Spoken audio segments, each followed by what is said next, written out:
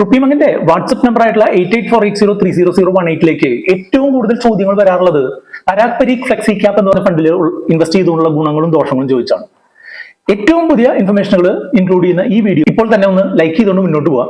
Parag Parikh flexi cap എന്ന് പറഞ്ഞ mutual ഫണ്ടിന്റെ നിങ്ങൾ ഇൻവെസ്റ്റ് ചെയ്യേണ്ടതാണോ അതോ നിങ്ങൾക്ക് വിട്ട് കളയാവുന്ന ഒരു ഫണ്ടാണോ ഇത് എന്നറിയുന്നതിനായിട്ട് ഈ വീഡിയോ നമുക്ക് അവസാനം വരെ കാണാം. ഇതുപോലുള്ള പേഴ്സണൽ ഫിനാൻസുമായി ബന്ധപ്പെട്ടുള്ള വീഡിയോകൾ ഇഷ്ടപ്പെടുന്നുണ്ടെന്നുണ്ടെങ്കിൽ ഈ വീഡിയോ ചാനൽ ഒന്ന് സബ്സ്ക്രൈബ് ഒന്ന് ചെയ്തോളൂ, ആ ബെൽ ബട്ടണും കൂടെ ഒന്ന് ക്ലിക്ക് ചെയ്തോളൂ. നിങ്ങൾ റുപ്പിമംഗ് ചാനൽ കണ്ടുകൊണ്ടിരിക്കുന്ന ഒരാളാണ് എന്നുണ്ടെങ്കിൽ എൻ്റെ പ്രധാനപ്പെട്ട ഒരു ഫിനാൻഷ്യൽ ലക്ഷ്യമായിട്ടുള്ള റിട്ടയർമെൻറ്റ്, അതിന് ഒരു ഗോൾ ബേസ്ഡ് ആയിട്ടുള്ള ഒരു പ്ലാനിങ് നമ്മൾ ഫോളോ ചെയ്യുന്നുണ്ട് എന്നും ആ ഗോൾ ബേസ്ഡ് പ്ലാനിങ്ങിനായിട്ട് എൻ്റെ എംപ്ലോയി പ്രൊവിഡൻറ്റ് ഫണ്ട് EPF-ഉം എൻ്റെ കയ്യിലുള്ള കുറച്ച് ബോണ്ടുകളും എൻ്റെ കുറച്ച് സ്റ്റോക്കുകളുടെ ഒരു പോർട്ട്ഫോളിയോയും അതുപോലെ തന്നെ മ്യൂച്വൽ ഫണ്ടിൻ്റെ 2-3 സ്കീമുകളും ആണ് ഇതിൽ മാപ്പ് ചെയ്തിട്ടുള്ളത് എന്നുള്ളത് നിങ്ങൾക്ക് പലർക്കും അറിയാം. അതിനെപ്പറ്റി നമ്മൾ മുൻപ് ഒരു വീഡിയോ ചെയ്തിട്ടുണ്ട്. ആ വീഡിയോയുടെ ലിങ്ക് ഞാൻ ഡിസ്ക്രിപ്ഷനിൽ കൊടുക്കാം. അത് കണ്ടു കഴിഞ്ഞാൽ കൂടുതൽ കാര്യങ്ങൾ മനസ്സിലാവും. റിട്ടയർമെൻറ്റ് പോലുള്ള ഒരു ലോങ് ടേം ലക്ഷ്യത്തിലേക്ക് നമ്മൾ നിക്ഷേപിക്കുമ്പോൾ ഇപ്പോൾ നമ്മൾ കണ്ടുവരുന്ന ഒരു വലിയ രീതിയിലുള്ള മാറ്റങ്ങളുള്ള ഒരു സ്റ്റോക്ക് മാർക്കറ്റ് അവസ്ഥയിൽ അല്ലെങ്കിൽ വൊളാറ്റിലിറ്റി ഉള്ള ഒരു സ്റ്റോക്ക് മാർക്കറ്റ് അവസ്ഥയിൽ കൺസിസ്റ്റൻ്റ് ആയിട്ട് റിട്ടേൺ നൽകുന്ന ഫണ്ടുകൾ വളരെയധികം കുറവാണ്. അപ്പോൾ ഈ അത്തരം ഒരു സിറ്റുവേഷനിൽ നമ്മൾക്ക് ഒരു റിട്ടയർമെൻറ്റ് പോലുള്ള ലോങ് ടേം ലക്ഷ്യങ്ങളിലേക്ക് വിശ്വസിച്ച് നമുക്ക് നിക്ഷേപിക്കാൻ പറ്റുന്ന ഒരു ഫണ്ട് നമ്മളുടെ പോർട്ട്ഫോളിയോ തീർച്ചയായിട്ടും ഉണ്ടാവണം. എൻ്റെ റിട്ടയർമെൻറ്റ് ഗോൾ പ്ലാനിങ്ങിൽ ഉള്ള പ്രധാനപ്പെട്ട ഫണ്ടാണ് പരാഗ് പരീഖിൻ്റെ ഫ്ലെക്സി ക്യാപ്പ് എന്ന് പറഞ്ഞിട്ടുള്ള ഫണ്ട്. മുൻപ് ഈ ഫണ്ടിൻ്റെ പേര് Parag Parikh long term equity എന്നായിരുന്നു. ഞാൻ ഒരു സീരിയസ് ആയിട്ട് ഇൻവെസ്റ്റ് ചെയ്യുന്ന സമയം മുതൽ തന്നെ ഒരു ലോങ് ടേം ഇൻവെസ്റ്റ്മെൻറ്റിന് എന്നുള്ള രീതിയിൽ ഞാൻ ബിൽഡ് ചെയ്ത് കൊണ്ടുവരുന്ന ഒരു പോർട്ട്ഫോളിയോ ആണത്. അതുകൊണ്ട് തന്നെ ഈ ഫണ്ടാണ് എൻ്റെ മ്യൂച്വൽ ഫണ്ട് പോർട്ട്ഫോളിയോയിലെ ഒരു പ്രധാനപ്പെട്ട ഫണ്ട് എന്നുള്ളത് തീർച്ചയായിട്ടും പറയാനായിട്ട് സാധിക്കും.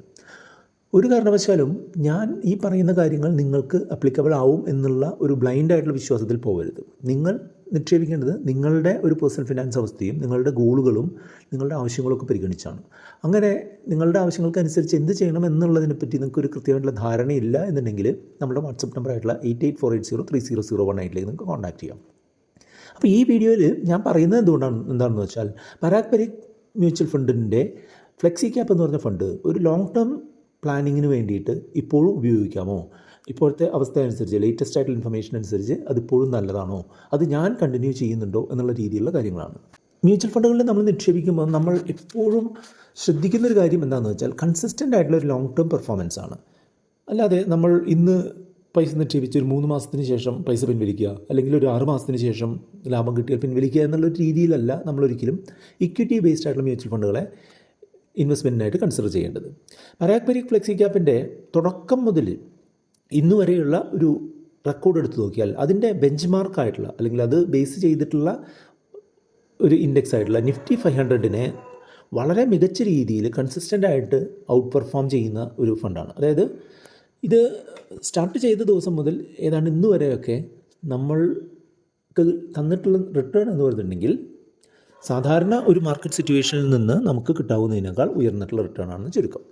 ഉദാഹരണമായിട്ട് കഴിഞ്ഞ ഒരു 3 വർഷത്തെ കാര്യം മാത്രം നോക്കിക്കഴിഞ്ഞിട്ടുണ്ടെങ്കിൽ ഈ ഫണ്ട് 20.5 എന്ന് പറഞ്ഞിട്ടുള്ള ആവറേജ് ആനുവൽ റിട്ടേൺ നമുക്ക് നൽകി.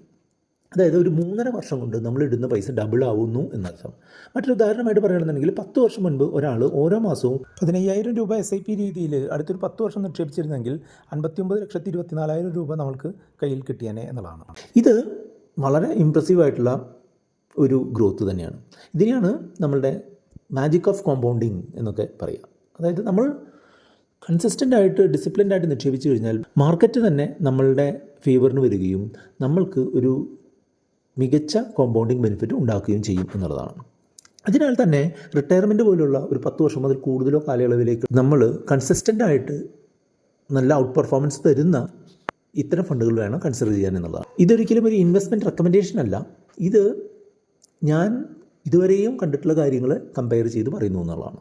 അതുപോലെ തന്നെ മ്യൂച്വൽ ഫണ്ടുകളുടെ പരസ്യങ്ങളിൽ നിങ്ങൾ എപ്പോഴും കാണാറുള്ളത് പോലെ ഇന്നലെ വരെ ലഭിച്ചിട്ടുള്ള റിട്ടേൺ നാളെ ലഭിക്കണമെന്ന് യാതൊരുവിധ നിർബന്ധവുമില്ല. നിങ്ങളുടെ കാര്യങ്ങൾക്ക് അനുസരിച്ചുള്ള ഫണ്ടുകൾ മാത്രം ചൂസ് ചെയ്തുകൊണ്ട് മുന്നോട്ട് പോകുക. അതിനെന്തെങ്കിലും സപ്പോർട്ട് വേണമെന്നുണ്ടെങ്കിൽ നമ്മുടെ വാട്സപ്പ് നമ്പറായിട്ടുള്ള 8848030018 നിങ്ങൾക്ക് കോൺടാക്ട് ചെയ്യാം. ഒരു ഫണ്ട് സെലക്ട് ചെയ്യുമ്പോൾ മിക്കവാറും എല്ലാവരും ചെയ്യാറുള്ള ഒരു കാര്യം എന്ന് പറഞ്ഞിട്ടുണ്ടെങ്കിൽ അതിൻ്റെ പെർഫോമൻസിനെ മാത്രം നോക്കിക്കൊണ്ട് നിക്ഷേപം നടത്തുക എന്നുള്ളതാണ്. അല്ലെങ്കിൽ മറ്റൊരു രീതിയിൽ പറഞ്ഞു കഴിഞ്ഞിട്ടുണ്ടെങ്കിൽ ലാസ്റ്റ് വർഷം ഏറ്റവും മികച്ച രീതിയിൽ പെർഫോം ചെയ്തിട്ടുള്ളൊരു ഫണ്ട്, അല്ലെങ്കിൽ ലാസ്റ്റ് 3 വർഷം നന്നായി പെർഫോം ചെയ്ത ഫണ്ട് എന്നുള്ള രീതിയിലൊക്കെയാണ് ആളുകൾ ഫണ്ടുകളെ സെലക്ട് ചെയ്യുന്നത്. പക്ഷേ എൻ്റെ ഒരു അഭിപ്രായത്തിൽ പെർഫോമൻസിനൊപ്പം തന്നെ നമ്മൾ ആ ഫണ്ടിൻ്റെയും ആ ഫണ്ട് മാനേജ്മെൻറ്റ് കമ്പനിയുടെയും ഇൻവെസ്റ്റ്മെൻറ്റ് ഫിലോസഫി, എന്ത് കൺസെപ്റ്റിലാണ് അവർ ഇൻവെസ്റ്റ് ചെയ്യുന്നത്, അതിൻ്റെ ഒരു ട്രാൻസ്പെറൻസി മുതലായിട്ടുള്ള കാര്യങ്ങളും കൂടെ നമ്മൾ കൺസിഡർ ചെയ്യണം എന്നുള്ളതാണ്. പരാഗ് പരീഖ് മ്യൂച്വൽ ഫണ്ട് കമ്പനിയുടെ ഇൻവെസ്റ്റ്മെൻറ്റ് അപ്രോച്ച് എന്ന് പറഞ്ഞിട്ടുണ്ടെങ്കിൽ വളരെ സിമ്പിളും സ്ട്രേറ്റ് ഫോർവേഡുമായിട്ടുള്ള കാര്യമാണ്. വളരെ ക്വാളിറ്റി കൂടിയ കമ്പനികളിൽ, നല്ല ഫണ്ടമെൻറ്റൽസ് ഉള്ള കമ്പനികളിൽ മാത്രം ഇൻവെസ്റ്റ് ചെയ്യുക, അത് ഒരു ലോങ് ടേം ഗ്രോത്ത് പൊട്ടൻഷ്യൽ ഉള്ള കമ്പനികളിൽ മാത്രം എക്സ്പോഷർ എടുക്കുക എന്നുള്ളതാണ്. വാല്യുവേഷൻ തീർച്ചയായിട്ടും കൺസിഡർ ചെയ്യുന്നൊരു ഫാക്ടറാണ് എന്നാണ് മനസ്സിലായിട്ടുള്ളത്. ഒരു ഓവർ വാല്യൂഡ് ആയിട്ടുള്ള സ്റ്റോക്കുകൾ പരമാവധി അകലം പാലിക്കുകയും മോഡറേറ്റ് വാല്യുവേഷനുള്ള സ്റ്റോക്കുകളെ കൂടുതൽ ഫോക്കസ് ചെയ്യുകയും ചെയ്യുക എന്നുള്ളതാണ് പരാഗ് പരീഖ് ഫോളോ ചെയ്യുന്ന ഒരു അപ്രോച്ച്. അതുകൊണ്ട് തന്നെ ഈ ഫണ്ടുകൾ മാർക്കറ്റ് വളരെ വലിയ രീതിയിൽ താഴ്ന്നിട്ടുള്ള അവസ്ഥയിൽ പോലും തെറ്റില്ലാത്ത റിട്ടേൺ കൊടുക്കുന്നതായിട്ട് കണ്ടിട്ടുണ്ട്. അതുപോലെ തന്നെ മറ്റൊരു കാര്യം നമ്മൾ ശ്രദ്ധിക്കാനുള്ളത് ഈ ഫണ്ട് ഹൗസിനുള്ള ഒരു ട്രാൻസ്പെറൻസിയാണ്. അതായത് ഈ ഫണ്ടിൽ എന്ത് നടക്കുന്നു, എങ്ങനെ നടക്കുന്നു, വളരെ സ്ട്രേറ്റ് ഫോർവേഡാണ്. അതുമാത്രമല്ല ഇവർ നമ്മൾ ഈ ഫണ്ടിൽ ഇൻവെസ്റ്റ് ചെയ്യുന്നത് പോലെ തന്നെ ഇതിൻ്റെ മെയിൻ ആളുകളെല്ലാം ഈ ഫണ്ടുകളിൽ ചെറിയ രീതിയിലുള്ള ഇൻവെസ്റ്റ്മെൻറ്റ് അവരും നടത്തുന്നുണ്ട് എന്നുള്ളതാണ്. ഞാൻ മുൻപ് സൂചിപ്പിച്ചതുപോലെ നല്ല വാല്യുവേഷൻ ലഭിക്കുന്ന, നല്ല ഗ്രോത്ത് പൊട്ടൻഷ്യലുള്ള ഇന്ത്യയിലും പുറത്തുമുള്ള കമ്പനികളിൽ ഇൻവെസ്റ്റ് ചെയ്യുക എന്നുള്ള ഒരു ബ്ലെൻഡഡ് സ്ട്രാറ്റജി ഉപയോഗിക്കുന്നതുകൊണ്ട് തന്നെ ഇവർ റിസ്ക് നമുക്ക് അത്യാവശ്യം നല്ല രീതിയിൽ ബാലൻസ് ചെയ്യാനായിട്ട് പറ്റുന്നുണ്ട്. അതുപോലെ ഒരു സെക്ടർ ഡൈവേഴ്സിഫിക്കേഷനും ജോഗ്രഫിക്കൽ ഡൈവേഴ്സിഫിക്കേഷനും ഒക്കെ ഉറപ്പുവരുത്തുന്നതിനായിട്ടും ഇവരുടെ ഈ ഒരു അപ്രോച്ച് സഹായിക്കുന്നുണ്ട്. മിക്കവാറും ഇന്ത്യയിലെ മ്യൂച്വൽ ഫണ്ടുകളെല്ലാം തന്നെ ഇന്ത്യൻ കമ്പനികളിലാണ് നിക്ഷേപിക്കുന്നത്. വളരെ ചുരുക്കം മ്യൂച്വൽ ഫണ്ടുകൾ മാത്രമാണ് വിദേശ രാജ്യങ്ങളിലുള്ള കമ്പനികളിലും കൂടെ ഇൻവെസ്റ്റ് ചെയ്യുന്നത്. ഉദാഹരണമായിട്ട് പറയുകയാണെങ്കിൽ ഫേസ്ബുക്ക്, ആൽഫബറ്റ് പോലുള്ള കമ്പനികളിലൊക്കെ നിക്ഷേപിക്കുന്ന ഒരു മ്യൂച്വൽ ഫണ്ടാണിത്. നമ്മൾ റിട്ടയർമെൻറ്റ് പ്ലാനിങ്ങിന് വേണ്ടിയിട്ട് ഒരു ഇൻവെസ്റ്റ്മെൻറ്റ് സെലക്ട് ചെയ്യുമ്പോൾ പ്രധാനമായിട്ടും 3 കാര്യങ്ങളാണ് ശ്രദ്ധിക്കേണ്ടത് എന്നാണ് ഞാൻ പറയുക. ഒന്ന്, നമ്മൾക്കൊരു ക്ഷമയുണ്ടായിരിക്കുക എന്നുള്ളതാണ്.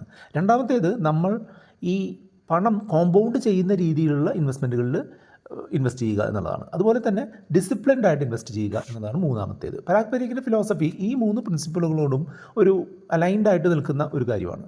കാരണം എന്താണെന്ന് വെച്ചാൽ മാർക്കറ്റ് ഉയർന്ന നിലയിലാണ് എന്നുണ്ടെങ്കിൽ പോലും ഇവർ കണ്ണുമടച്ച് കൂടിയ ഒരു വിലയിലുള്ള സ്റ്റോക്കുകൾ വാങ്ങിക്കൂട്ടുന്നതിന് പകരമായിട്ട് ഇവരെന്താ ചെയ്യുകയെന്ന് വെച്ചാൽ കുറച്ച് എമൗണ്ട്, സാധാരണ മ്യൂച്വൽ ഫണ്ടുകൾ എടുക്കുന്നതിനേക്കാൾ കുറച്ചുകൂടെ കൂടിയ ഒരു എമൗണ്ട് ക്യാഷായിട്ട് ഹോൾഡ് ചെയ്യുകയും നല്ലൊരു അവസരം വരുന്ന സമയത്ത് നല്ല വാല്യുവേഷനുള്ള സ്റ്റോക്കുകൾ ആ സമയത്ത് അക്യുമുലേറ്റ് ചെയ്യുകയും ചെയ്യുന്നു എന്നുള്ളതാണ്. അതുകൊണ്ട് തന്നെ മിക്കവാറും ഞാൻ കണ്ടിട്ടുള്ളത് എന്താണെന്ന് വെച്ചാൽ ഈ പരാഗ് പരീഖ് മ്യൂച്വൽ ഫണ്ട് ഒരിക്കലും ഈ ഫ്ലെക്സി ക്യാപ് കാറ്റഗറിയുടെ 1ാം നമ്പർ ഫണ്ടായിട്ട് ഒരിക്കലും വന്നു കണ്ടിട്ടില്ല.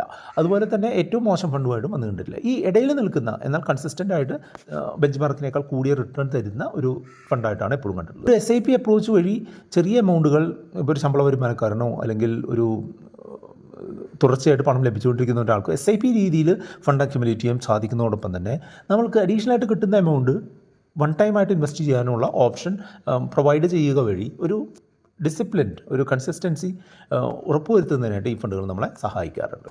ഇങ്ങനെയുള്ള കാര്യങ്ങളൊക്കെ നോക്കുമ്പോൾ ഒരു റിട്ടയർമെൻറ്റ് പ്ലാനിങ്ങിന് പറ്റുന്ന നല്ലൊരു ഫണ്ട് തന്നെയാണ് എന്നുള്ളതാണ് എനിക്ക് മനസ്സിലാക്കാനാണ് സാധിക്കുന്നത്. പരാഗ് പരീഖ് മ്യൂച്വൽ ഫണ്ട് കമ്പനിയെ പറ്റി പറയുകയാണെന്നുണ്ടെങ്കിൽ ഒരു സീസൺഡ് ആയിട്ടുള്ള ഫിനാൻഷ്യൽ പ്രൊഫഷണൽസ് ഡീൽ ചെയ്യുന്ന ഒരു മ്യൂച്വൽ ഫണ്ട് കമ്പനി എന്നുള്ളതുപോലെ ഈ ഫണ്ട് ഹൗസിൻ്റെ ഒരു ക്രെഡിബിലിറ്റിയും ട്രസ്റ്റും കൊണ്ട് തന്നെയാണ് ഇപ്പോൾ നമ്മളുടെ മ്യൂച്വൽ ഫണ്ട് ഇൻഡസ്ട്രിയിലെ ഏറ്റവും കൂടുതൽ ഇൻവെസ്റ്റ്മെൻറ്റ് നടന്നിട്ടുള്ള ഫണ്ടുകളിലൊന്നായിട്ട് ഇത് മാറാനായിട്ട് സാധിച്ചത്. അപ്പോൾ ഒരു ലോങ് ടേം പെർഫോമൻസ് ദീർഘകാലത്തേക്ക് നൽകിയിട്ടുള്ള ഒരു കാര്യവും അതുപോലെ ഇവരുടെ quality, value, long term vision, transparency മുതലായിട്ടുള്ള ഒരു ഇൻവെസ്റ്റ്മെൻറ്റ് ഫിലോസഫിയും ഇന്ത്യയിലും ഗ്ലോബലുമായിട്ടുള്ള കമ്പനികളിൽ ഡൈവേഴ്സിഫൈ ചെയ്യുന്ന ഒരു രീതിയും അതുപോലെ കോമ്പൗണ്ടിങ്ങിന് വേണ്ടിയിട്ട് സ്റ്റേബിളായിട്ടുള്ള രീതിയിൽ ഒരു സസ്റ്റെയിൻഡ് ആയിട്ട് ഇൻവെസ്റ്റ്മെൻറ്റ് നടത്തുന്ന ഒരു രീതിയും ഒരു പ്രൊഫഷണൽ മാനേജ്മെൻറ്റും ഈ ഫണ്ടിനെ ഒരു റിട്ടയർമെൻറ്റ് കാര്യങ്ങൾക്കായിട്ട് യോജിക്കുന്ന ഒരു മികച്ച ഫണ്ടായിട്ട് ഞാൻ കാണുന്നുണ്ട്. അതുകൊണ്ട് തന്നെയാണ് എൻ്റെ പോർട്ട്ഫോളിയോയിലെ ഏറ്റവും വലിയ ഒരു ഫണ്ടായിട്ട് ഇത് മാറിയിട്ടുള്ളത്. അത് ഞാൻ റിട്ടയർമെൻറ്റിന് വേണ്ടി മാപ്പും ചെയ്തു വെച്ചിട്ടുള്ളത്. ഇങ്ങനെ റിട്ടയർമെൻറ്റ് ആയിട്ട് നിങ്ങൾ മാപ്പ് ചെയ്തിട്ടുള്ള മ്യൂച്വൽ ഫണ്ട് ഏതാണ് എന്ന് നിങ്ങൾക്ക് കമൻറ്റ് ചെയ്യാം. ഈ വീഡിയോ നിങ്ങൾക്ക് ഇഷ്ടപ്പെട്ടു എന്നുണ്ടെങ്കിൽ കൂട്ടുകാരുമായിട്ടൊന്ന് ഷെയർ ചെയ്ത് കൊടുക്കാം. ഇതേപോലുള്ള വീഡിയോകൾ നിങ്ങൾക്ക് തുറന്നും കാണുന്നതിനായിട്ട് ചാനൽ സബ്സ്ക്രൈബ് ചെയ്യാനോ ആ ബെൽ ബട്ടൺ ഒന്ന് അമർത്താനും ശ്രദ്ധിക്കുക. ഇതുമായിട്ട് ബന്ധപ്പെട്ട് 2 വീഡിയോകളാണ് ഇവിടെ കാണുന്നത്. അത് കണ്ടുകൊണ്ട് നിങ്ങൾക്ക് മുന്നോട്ട് പോകാം.